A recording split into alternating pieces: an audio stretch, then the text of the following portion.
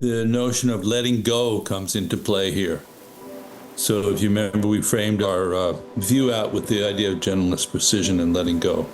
And the bottom line is that no matter how much we work with a particular method or style of practice, at some point, it's just simply a method to cultivate a particular type of quality of awareness or wisdom or compassion. And at some point, we dissolve in the effort and we have to just relax and release and let go.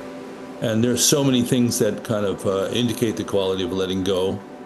For example, if we're playing a sport and we train so hard, right, and you're a great basketball player, and at a certain point you bring everything together, you gather your focus and attention on the ball, you look at the net, the hoop, your mind is completely at one with that, you aim the shot, and the final gesture is releasing. So at that point, it's a really funny thing that when you think of the great players, at that moment, they really let go. And the preparation has kind of created the opportunity to connect, and then the release is a super important part of it. So in the same way as we practice mindfulness, awareness, all these kind of great practices, at some point we just literally have to dissolve the effort and release into the actual experience of it. So letting go is a very completion part of the cycle. How that works with mindfulness versus awareness is the mindfulness is more the effortful part of the practice, where you actually deliberately and intentionally setting your sails for, awareness of the breathing. And then at some point, you begin to use a lighter touch on that.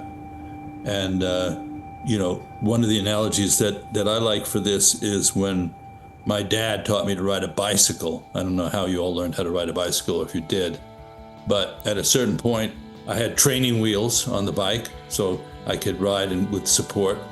The training wheels would be like the mindfulness practice. You begin to develop a familiarity with the motion and the physicality of it. And at a certain point, he took off the training wheels, but I wasn't stable enough yet, so he ran along beside me. That might be a good metaphor for the teacher or the guru, running along beside the bike. And at a certain point, he let go, and I had to let go and trust, that the situation's going to be okay. And of course, if you let go prematurely, you crash into the bushes, go flying over the handles of the bike. If you let go at the right time, you're a little bit shaky, but you can adjust it. And then at a certain point, you're flying. You're going down the road. So this is a good metaphor for the relationship between effort and release in terms of meditation practice.